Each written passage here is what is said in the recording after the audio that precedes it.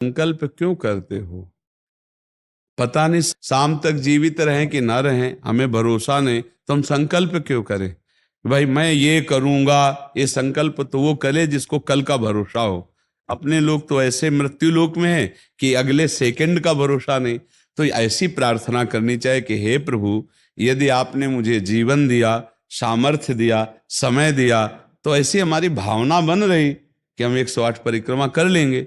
और अगर नहीं समय, नहीं शरीर सामर्थ्य रही, तो हम एक को नहीं करेंगे, तो कोई अपराध नहीं लगेगा। अगर संकल्प ले लिया कि अब 108 करेंगी, तो अब करना चाहिए। फिर देखो, संकल्प पूरा करना चाहिए। तो अभी इस जान तो शरीर में है ही, तो संकल्प के लिए फिर उसी कार्य में लगा जाता है। पर हम सबसे प्रार्थना करते हैं संकल्प ना लिया जाए। कभी कोई अगर नियम लेने की बात हो तो ये जरूर छूट दे दे कि हे प्रभु, यदि हमारा स्वास्थ्य ठीक रहा, हमारा जीवन रहा, तो हम आपके ऐसा कर लेंगे। और अगर नहीं रहा तो आपने कोई संकल्प किया नहीं, तो पाप नहीं लगेगा। ऐसे थोड़ा अपराध बनने की होती है कि 108 की। पर जी वो तब होता है जैसे कोई डील करते हैं ना, गोवर्धन महाराज मेरे पुत्र का नौकरी लग जाए, मैं 100 परिक्रमा करूंगी, तब जाके थोड़ा सा ऐसा ज्यादातर होता होगा। हाँ ऐसे पर, भक्ति मिले ऐसा हाँ, तो कम ही होता है। हाँ तो करना चाहिए, फिर हमें लगता है करना चाहिए। पर अगर समय के पधार गया तो फिर कैसे कर पाएगा? मृत्यु लोक है और मरण धर्मा शरीर है, तो मुझे तो भरोसा 1 मिनट का नहीं है अपने शरीर का कि 1 मिनट ही अगला जिएगा कि नहीं जिएगा। इसीलिए संकल्प विकल्प करने का अधिकार ही नहीं है। पता नहीं शाम तक जिएंगे, क्यों भाई? पक्का है किसी को? अब पता नहीं शाम तक जिएंगे कि नहीं, तो हम क्या संकल्प करें? हमें तो यही कि प्रभु जैसे चलावे वैसे चल रहे।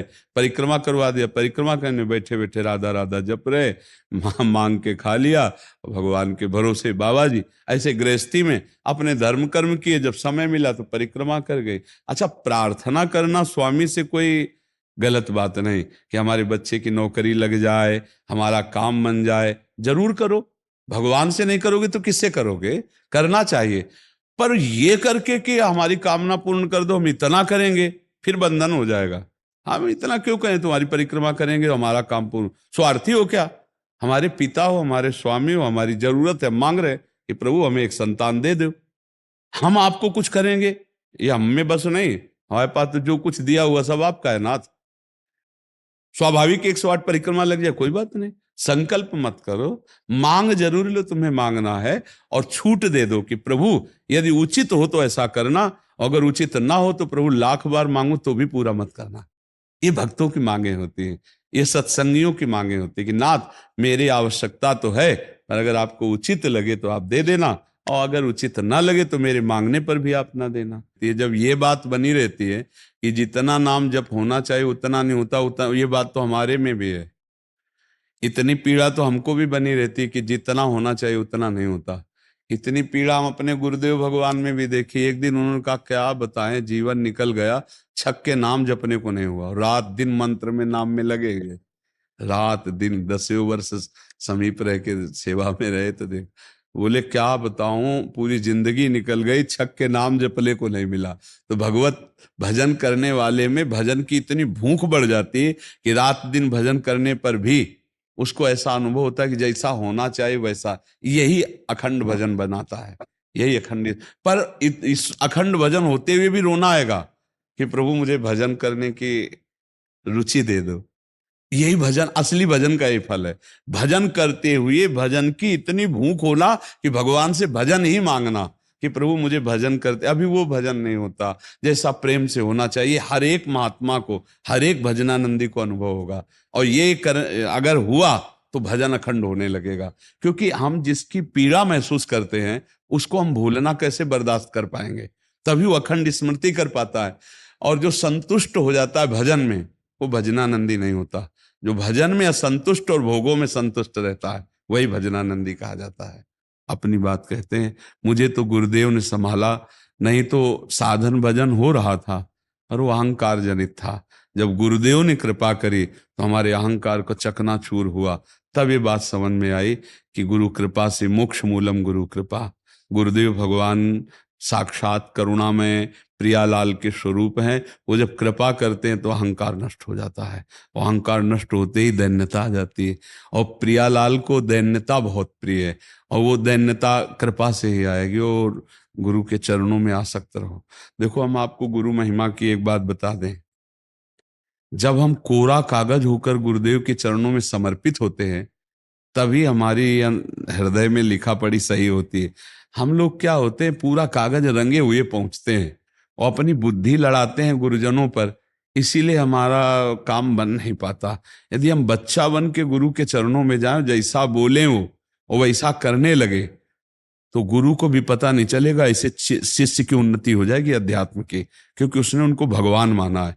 देखो, एक हम प्रसंग कई बार सुना चुके हैं। एक उड़िया बाबा ने सुनाया था प्रसंग कि एक बंगाल के भगत के मन में आया कि मैं गुरु बनाऊं। तो एक प्रसिद्ध थे काली के उपासक, उनके पास गए, और वो मदिरा पीते थे, वो जानते नहीं थे, वो मदिरा पिए हुए बैठे हुए थे। तो उन्होंने कहा, गुरुदेव, मैं आपको गुरु रूप से वरण करता हूं, मुझे मंत्र दे दो।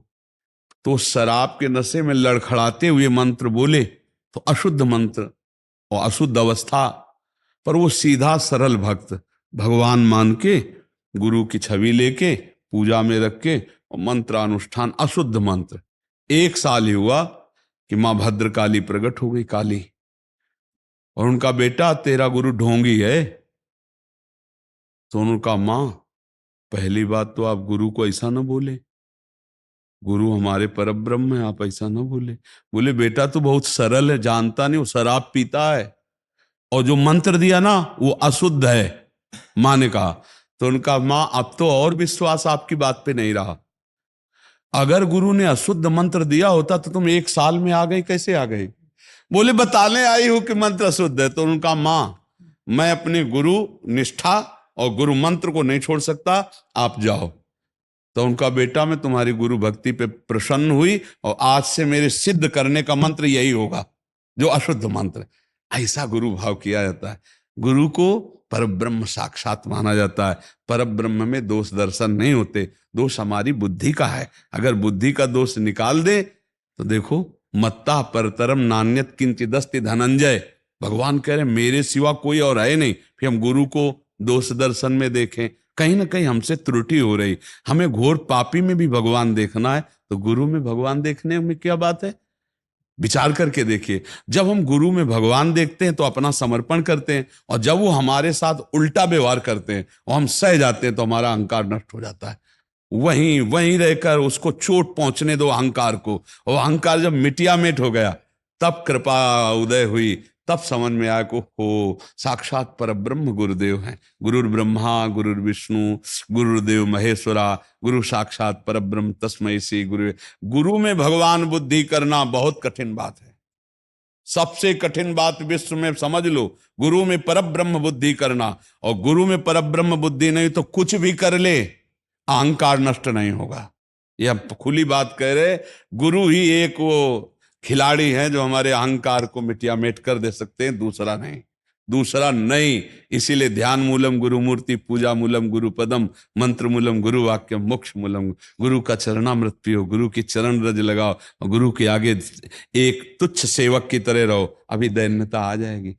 अगर गुरु में दोष दर्शन होने लगे तो हट जाना चाहिए, और दूर से उनको परब्रह्म मान के बिना निंदा किए उनके द्वारा बताई हुई उपासना में रत हो जाए तो उसका परम कल्याण हो जाएगा। दूसरा गुरु बनाने की जरूरत नहीं है। परमात्मा प्राप्ति के लिए गुरु कृपा है। हम तो आपको हाथ उठा के कहते हैं कि गुरुदेव की कृपा के बिना एक कदम नहीं चल सकते, एक कदम भी नहीं चल सकते। हम जैसे भूमि में ही कदम रख सकते हैं, ऐसे हम जीवित हैं, परमार्थ में चल रहे हैं तो केवल अपने गुरुदेव की कृपा से चल रहे हैं, किंचन मात्र कुछ नहीं।